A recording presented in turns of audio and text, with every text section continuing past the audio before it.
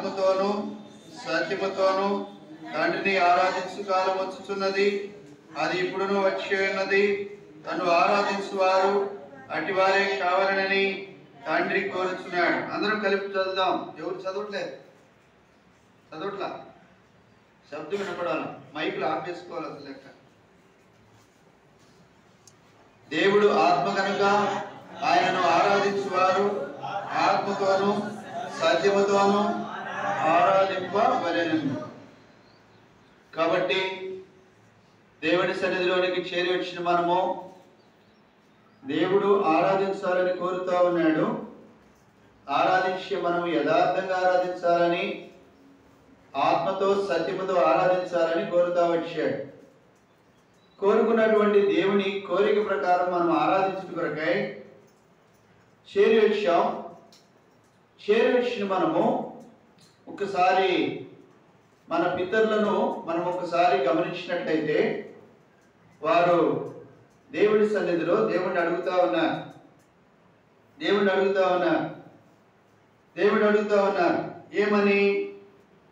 ఏమని ఎవరు ఆరాధింపగలరు, ఎవరు ఆరాధించడానికి సిద్ధముగా ఉంటారు అనేది మనము పరిశుద్ధ లేఖనాల్లో గమనించుకుంటే చూడండి. కీర్తనా గ్రంథము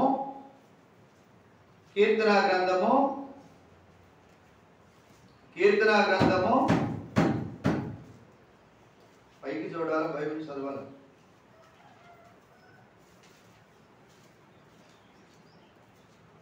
కీర్తనా గ్రంథము 6వ అధ్యాయము 4వ వచనం చదవండి దయచేసి.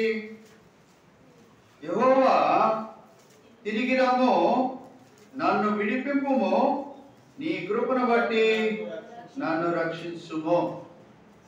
ఎవరు మాట్లాడుతూ ఉన్నారు? దావీదు అంటున్నాడు, దేవుని సన్నిధిలోనికి వచ్చాడు, దేవుని ఆరాధించాలని ఆశ ఉంది, దేవుణ్ణి మహిమపరచాలని ఆశ ఉంది, దేవుని కీర్తించాలని ఆశ ఉంది, దేవుని ఘనపరచాలని ఆశ ఉంది. అయినప్పటికీ ఏ స్థితిలో ఉన్నాడో అక్కడ స్పష్టంగా తెలియజేస్తా ఉన్నాడు. ఏ స్థితిలో ఉన్నాడంట అంటున్నాడు, యెహోవా తిరిగి రమ్ము. చాలా దివ్యంగా విలువైన మాటను అడుగుతా ఉన్నాడు. ఇక్కడ 3 మాటలు మనము చూడగలుగుతా ఉన్నాం. ఒకటి ఏమని అడుగుతున్నా అంటే తిరిగి రాయా అంటున్నాడు. రెండోది విడిపించమంటున్నాడు. మూడోది రక్షించమంటున్నాడు. ఈ 3 అంతల అనుభవంలో ఉంటే తప్ప దేవుణ్ణి ఆరాధించలేమని దావీదు ఎరిగిన వాడై ఉన్నాడు. దావీదు అన్నాడు, తిరిగి రమ్మని పిలవటానికి ఆయన ఎవరి గురించి మాట్లాడుతూ ఉన్నాడు అంటే రెండో రాకడ అనుకోవచ్చు, లేకపోతే యేసు ప్రభు వారు మొదటి రాకడలో వచ్చినటువంటి ఆ స్థితిని జ్ఞాపకం చేసుకుంటూ ఉండవచ్చు. ప్రభువా, నీ వచ్చి నన్ను విమోచించు, నీ రక్తం ఇచ్చి నన్ను కడిగి శుద్ధి చేయి, నా అపరాధములను క్షమించుము. అది మొదట రాకడలో, యేసు ప్రభు వారి యొక్క రాకడలో ఆయన వచ్చి లోకములో ఉన్నటువంటి అపరాధముల నుండి, పాపముల నుండి క్షమించుట కొరకై రావాల్సినటువంటి యేసుక్రీస్తు వారి యొక్క రాకడను గురించి ఆయన ముందుగానే తలపోసుకుంటున్నాడు. నన్ను విమోచించమన్నాడు, నన్ను విడిపించమంటామన్నాడు. ఈ రెండింటికంటే ముందు తిరిగి మరలా రాయ్యా. ఈ అనుభవం చాలా విలువైంది. మొట్టమొదటి అనుభవం ఏంటంట? ఆరాధించే మన అనుభవంలో ఏముండాలి? మొట్టమొదట తిరిగి వచ్చిన వాడిని ఆరాధించేటువంటి అనుభవం. రెండోది ఏమంటున్నాడు? మళ్ళీ చదవండి. యెహోవా తిరిగి రమ్ము, నన్ను విడిపింపుము. రెండోది ఏంటంట? విడిపించు. దేంట్లో ఉన్నాడో,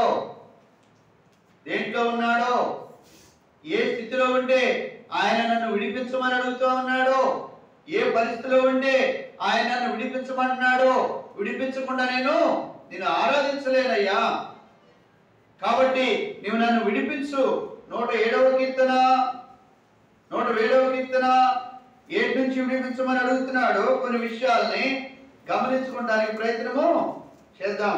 107:13 చదువు దయచేసి.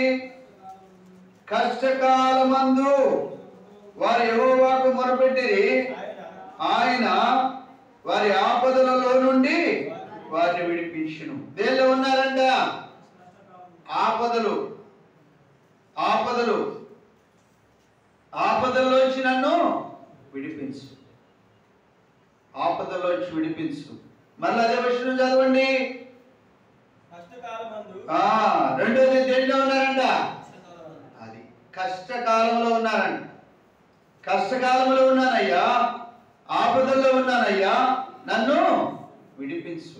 ఆపదలు, ఎన్నో ఆపదలు మనం చూస్తాం. పొద్దున్న లెగిస్తే సాయంత్రం వరకు ఎన్నో ఆపదలు. మన జీవిత కాలంలో ఎన్నో ఆపదలు.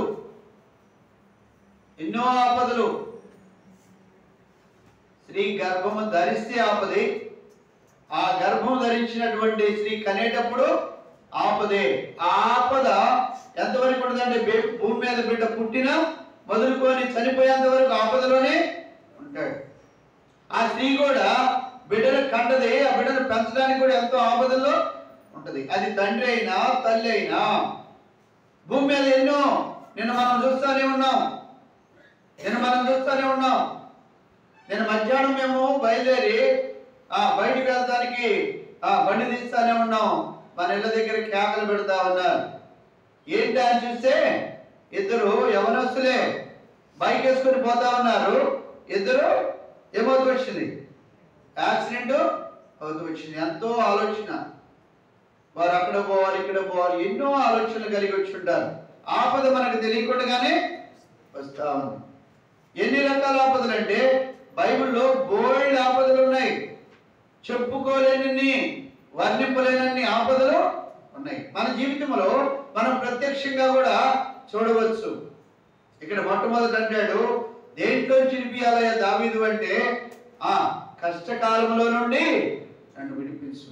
మరి దేనిలోంచి విడిపించాలయ్యా దావీదు అంటే దేంట్లోంచి? ఆపదల్లో నుండి, ఆపదల్లోంచి నన్ను రక్షించు. కాబట్టి జ్ఞాపకం చేసుకుంటాం. ఈ అనుభవంలో దావీదు మొట్టమొదటి దేవుడిని అంటున్నాడు. ఆయన ఉన్న స్థితిని జ్ఞాపకం చేసుకొని ఆ పరిస్థితుల్లోంచి దేవాన్ని నేను యథార్థంగా ఆరాధించలేను, నేనున్న పరిస్థితుల్లో నిన్ను ఆరాధించుట కుదరదయ్యా. కష్టంలో ఉన్నాను, ఆపదల్లో ఉన్నాను. తిరిగి ఇంకా దేంట్లో ఉన్నాడంట? 107:4 చదవండి. 107:4 చదవండి. వారు అరణ్యమందలి ఎడారి త్రోవను తిరుగులాడుచుండిరి. ఎక్కడున్నారు? ఒకటి అరణ్యం అనుభవం, భయానకమైన స్థితి. రెండవది ఎడారి. ఎడారిలో ఏం దొరకమంట? నీరు దొరకదు, నీడ కూడా దొరకదు. అరణ్యములో ప్రమాదము, ఎడారిలో నీటి దొరకదు, ప్రశాంతత ఉండదు. ఎండకి ఎండిపోతాం. సహారా ఎడారులు ఉండే కదా, ఎంత భయంకరంగా ఉంటాయి మనకు తెలుసు, చూస్తూ ఉంటాం. కాబట్టి ఏం చేస్తున్నారంటే మూడోది ఏం చేస్తున్నారు? అరణ్య మందలి ఎడార్లో తిరుగులాడుచు, ఎడారి త్రోవలో తిరుగులాడుచు. ఎక్కడ తిరుగులాడేటువంటి అనుభవం ఎట్లాంటిది? ఎవరిది అసలు? చూడండి, ఏబు గ్రంథము ఆ తిరుగులాడే అనుభవం ఎలాంటిది? ఆ అనుభవం ఎవరిది అసలు? చూడండి, 1వ అధ్యాయం 7వ వచనం. యెహోవా నీవు ఎక్కడి నుండి వచ్చితివని వారిని అడగగా అపవాది భూమి మీద ఇటు అటు తిరుగులాడుచు అందులో సంచరించుచు వచ్చితినని యెహోవాకు ప్రత్యుత్తరము ఇచ్చును. 2వ అధ్యాయము 1వ వచనం చదవండి ఎక్కువ బిగ్గరగా. 2వ వచనం. యెహోవా నీవు ఎక్కడి నుండి వచ్చితివని వారిని అడుగగా అపవాది భూమిలో ఇటు అటు తిరుగులాడుతూ వచ్చింది. ఇక్కడ ఏమన్నాడు? 7వ వచనంలో ఏమంటా వచ్చాడు? భూమి మీద, భూమి మీద. 2వ వచనంలో ఏం చెబుతున్నాడు? భూమిలో, భూమిలో. ఇప్పుడు ఇక్కడ మనం ఇందాక చదువుకున్నటువంటి భాగంలో 4వ వచనంలో ఏమన్నారు? వారు అరణ్యమందలి ఎడారి త్రోవలను తిరుగులాడుచుండిరి. అర్థం కాని పరిస్థితి.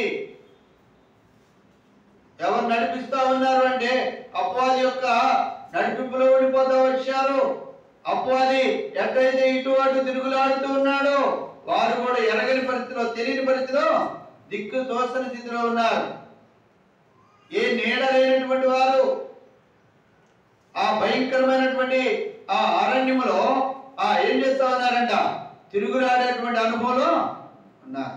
అడుగుతున్నాడు, కష్టస్థితిలో అంటే ఎక్కడున్నారంట? ఏ కష్టాల్లో ఉన్నారంట? ఏ కష్టాలు ఉన్నారు? ఆపదలో ఉన్నారు. కష్టకాలంలోనే ఉన్నారు. ఏ ఏ కష్టాల్లో ఉన్నారు? కష్టాన్ని వివరించుకుంటే ఏ ఏ కష్టాల్లో ఉన్నారంటే ఆపదల్లో ఉన్నారు, అరణ్యంలో ఉన్నారు, ఎడారి త్రోవలో అటు ఇటు తిరుగుతూ ఎటు దిక్కు దోసని స్థితిలో ఉన్నారు. ఏం చేయాలో పాల్గొని స్థితిలో ఉంటూ వచ్చారు. ఆ సమయమున దేవా తిరిగి రమ్ము, యేసు ప్రభు వారిని ఆహ్వానిస్తూ ఉన్నారు. మా జీవితంలోనికి రమ్ము, మా జీవితంలోనికి రమ్ము, మా జీవితంలోనికి రమ్ము, మమ్మను విడిపించుము, మమ్మను రక్షించుము, కష్టకాలంలో మమ్మను విడిపించుము, ఆపదలో మమ్మను రక్షించుము అని ఆహ్వానిస్తూ ఉన్నారు. చదవండి 107:5. ఆకలి దప్పుల చేత వారి ప్రాణము ఏమవుతూ వచ్చింది? సొమ్మసిల్లిపోయినటువంటి పరిస్థితి, ఆకలి దప్పులు కలిగినటువంటి పరిస్థితి, ఆకలికి అన్నం కూడా తినడానికి లేని పరిస్థితి. ఆ స్థితిలోకి వెళ్ళిపోయారు. కష్టాలు, ఆపదలంటివే. ఎంత దేని స్థితిలో, ధైర్యమైన స్థితి, దేని స్థితి కూడా కాదు, ధైర్యమైనటువంటి స్థితిలోనికి వెళ్ళిపోతా వచ్చారు. అప్పుడు ఆహ్వానిస్తా ఉన్నారు, రాయా నా జీవితంలోనికి, రాయా నా జీవితంలోనికి రాటున్నారంటే ఏం చేసుకున్నారు? వాళ్ళు ఆయనను పోగొట్టుకున్నారు. ఆయన పోగొట్టుకున్నారు.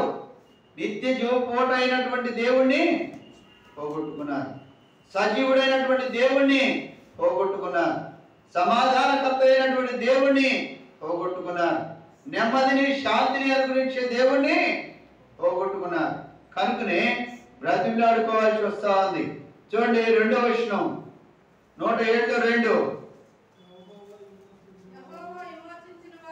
యెహోవా విమోచించిన వారు కింద వచనం ఇదో విరోధుల చేతిలో నుండి. ఎవరి చేతిలో ఉన్నారంట? విరోధుల చేతిలోకి వెళ్ళిపోతా వచ్చారు. విరోధుల చేతిలోకి వెళ్ళిపోతా వచ్చారు. కష్టాలు, ఆపదలు, ఇంకా ఏమొచ్చినాయంట? అరణ్యమైనటువంటి అనుభవాలు, అరణ్య అనుభవాలు, బాధలు, అరణ్యములో మార్గము లేని ఎడారి స్థితి, ఎడారి స్థితి. ఎక్కడో ఎడారిలో ఓ జంతువు విడిచిపెట్టారనుకోండి, గొర్రెనో ఇంకో దాన్ని, ఎట్లా ఉంటుంది? కొన్ని మనల్ని విడిచిపెడితే మనుషులు దొరుకుతాయా? చెప్పాడు కదా, అక్కడ ఆకలి దప్పులతో అలమటించిపోతున్నటువంటి స్థితిలోనికి వెళ్ళిపోయినప్పుడు గుర్తెరిగి దేవా తిరిగి రమ్మని పిలుస్తా ఉన్నాడు, రమ్మని పిలుస్తా ఉన్నాడు. ఇప్పుడు చదవండి 107:28. 107:28. ఇంకా దేనిలో ఉన్నారు? ఏం చేయలేకపోతా ఉన్నారు? శ్రమలు తాళలేని స్థితిలోనికి వెళ్ళిపోతా వచ్చారు. శ్రమలు తాళలేని స్థితి. శ్రమలు ఎన్ని రకాల శ్రమలో యేసు ప్రభు వారి గురించి దావీదు అంటున్నాడు కదా, నేను యెహోవాకు మొరపెట్టిదిని, ఆయన నన్ను శ్రమలన్నిటిలో నుండి, ఎన్ని రకాల శ్రమలో, ఎన్ని రకాల ఆపదలో, ఎన్ని రకాల కష్టాలో, ఎన్ని రకాల పరిస్థితులు ఎదుర్కొన్నటువంటి స్థితిని తాళలేక దేవా తిరిగి రమ్మని పిలుస్తున్నారు. దేవా తిరిగి రమ్మని పిలుస్తున్నటువంటి అనుభవాన్ని మనం చూడగలుగుతాం. దేవా తిరిగి రమ్మని పిలుస్తా ఉన్నాడు. ఇక్కడ ఏమన్నా అంటే శ్రమకు తాళలేక వారు యెహోవాకు మొరపెట్టిరి, ఆయన వారి ఆపదలన్నిటిలో నుండి ఆయన విడిపించిన వాడుగా ఉన్నాడు. 34వ కీర్తన 4వ వచనం చూడండి. 34లో 4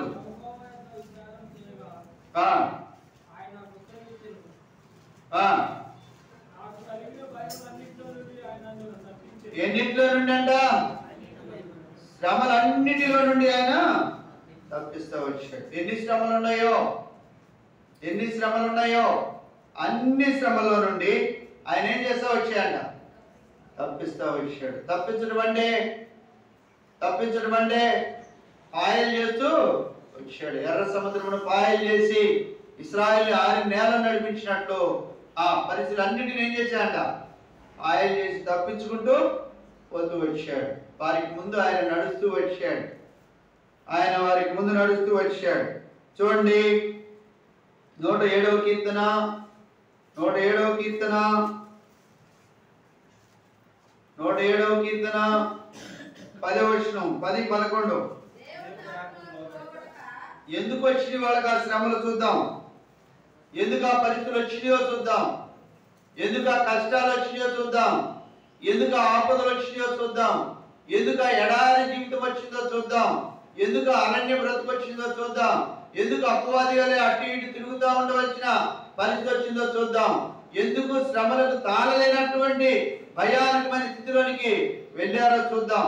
చూడండి 10వ వచనం. దేవుని ఆజ్ఞలకు లోబడక మహోన్నతుని తీర్మానమును తిరస్కరించినందునే బాధ చేతను ఇనుప కట్టుల చేతను బంధింపబడిన వారైపోతూ వచ్చారు. చూసారా? ఎందుకు వచ్చినవి ఆ పరిస్థితులన్నీ? చెప్పండి, ఎందుకు వచ్చినాయి? చూడండి అక్కడ దేవుని ఆజ్ఞలకు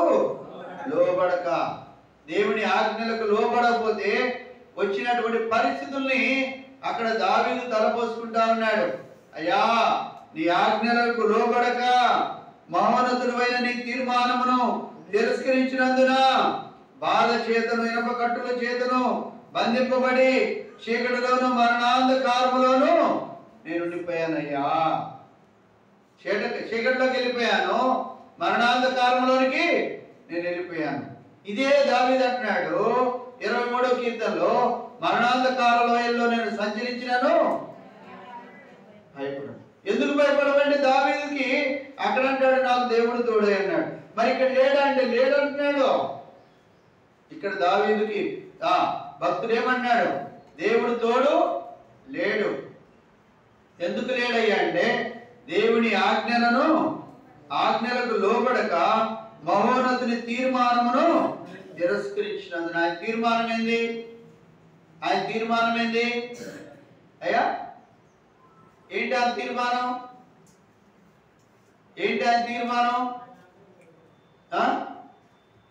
చెప్పండి, ఆయన తీర్మానం ఏంటి?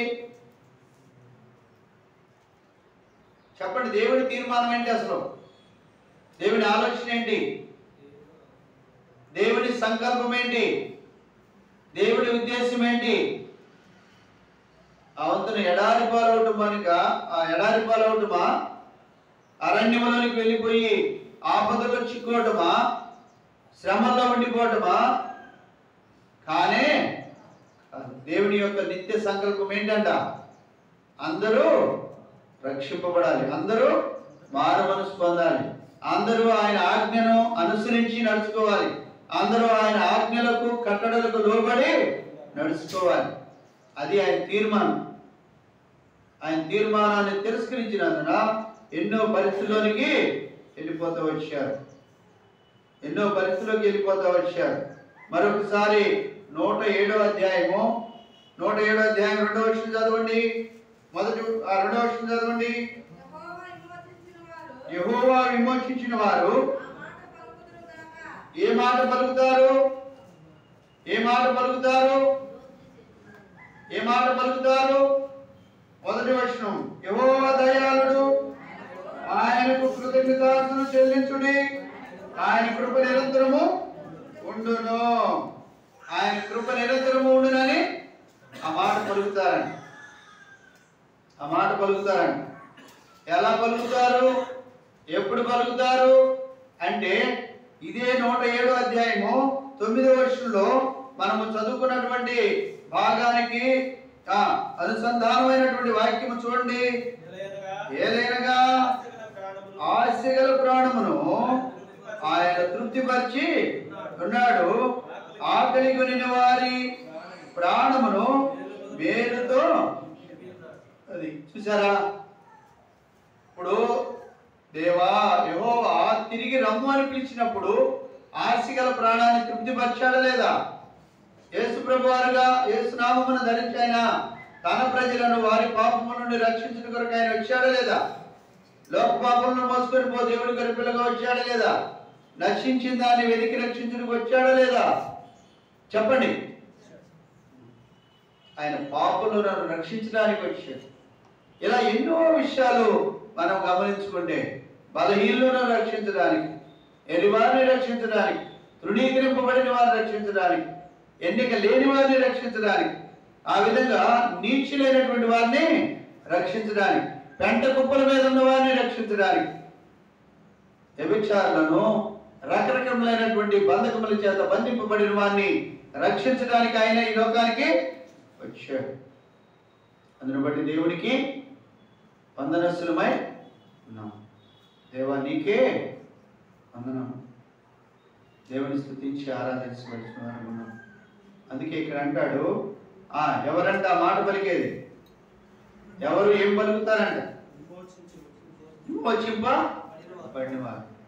విమోచింపబడిన వారే దేవుణ్ణి ఆరాధించగలరు. ప్రభా ఈ కష్టకాలంలో నుండి మమ్మల్ని కాపాడావు, ఈ ఆపదలోంచి మమ్మల్ని కాపాడావు, మహాశ్రమల్లోంచి మమ్మల్ని తప్పించావు, మీ ఉగ్రత నుండి మమ్మల్ని తప్పించావు, అరణ్యముల నుండి మమ్మల్ని తప్పించి కాపాడుతూ వచ్చావు, ఆ విధంగానే ఎడారిలోంచి కాపాడుతూ వచ్చావు, ఇటు అటు తిరుగుతూ దిక్కు తోచని మా స్థితిలో నుండి మమ్మల్ని కాపాడుతూ వచ్చావు, ఆకలి గురిని మాకు ఆహారంగా మార్చబడుతూ వచ్చావు, దప్పికొని మాకు దాహంగా మార్చబడుతూ వచ్చావు, అన్ని విషయంలో మీరు మాకు తోడుగా ఉండవచ్చు.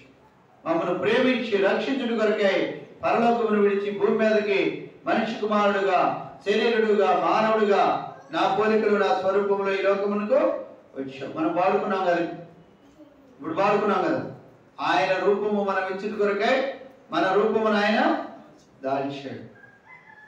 ఆయన మన రూపమును దాల్స్తూ వచ్చాడు. దేవునికి ఎంతైనా మనము కృతజ్ఞులమై ఉన్నాం. చివరిగా చూడండి 1వ వచనం, 107:1. 107:1 అందరం పలుకుతాం దగ్గరగా అందరమే. యెహోవా దయాళుడు, ఆయనకు కృతజ్ఞతాస్తుతులు చెల్లించుడి, ఆయన కృప నిరంతరము ఉండును. యెహోవా విమోచించిన వారు ఆ మాటలు పలుకుదురు గాక. ఎవరైతే విమోచింపబడ్డారో వారు మాత్రమే ఆ మాటలు పలుకుతారంట. ఏ మాటలు?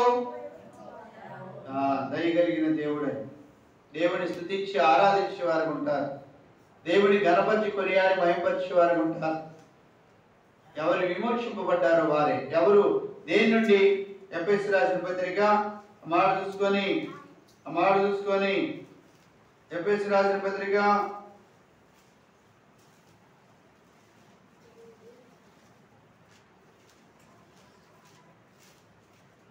1:7 దేవుని కృపా మహదైశ్వర్యము ఆ ప్రియుని యందు ఆయన రక్తం వలన మనకు విమోచనము, అనగా మన అపరాధములకు క్షమాపణ.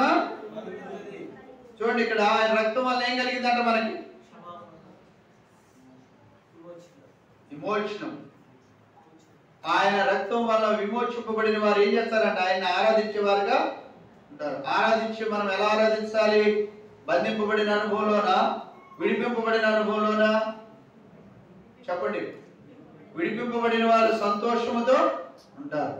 బంధింపబడిన వారు సంతోషం ఆనందమే ఉండదు, వారికి బాధ వేదంతో ఉంటారు.